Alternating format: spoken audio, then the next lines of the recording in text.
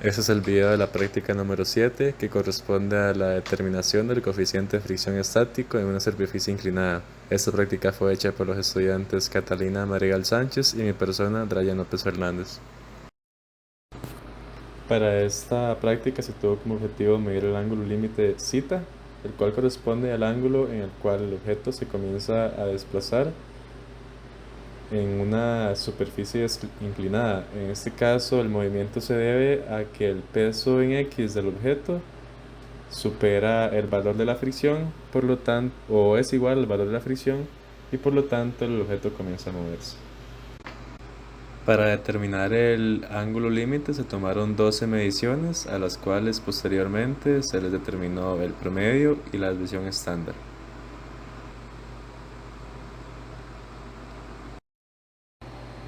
Posteriormente se procede a determinar las ecuaciones de equilibrio estático. En el caso del eje Y se tiene que la normal es igual a la masa por la gravedad por el coseno del ángulo de la inclinación del plano.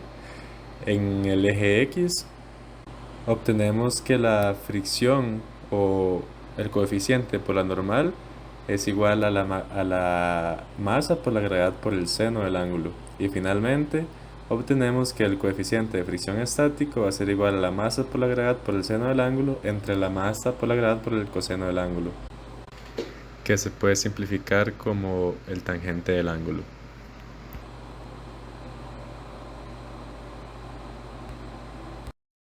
Para determinar la incertidumbre de la medición del coeficiente de fricción estático, primero calculamos la incertidumbre estadística de las mediciones del ángulo, lo cual nos da un valor promedio de 0.53 con una desviación estándar de 0.02 radianes.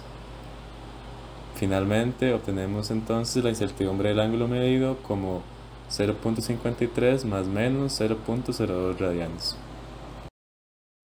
Una vez obtenida la incertidumbre del ángulo medido, podemos determinar la incertidumbre propagada del coeficiente de fricción estático. Para esto calculamos el coeficiente de fricción estático, el cual nos da un valor de 0.56.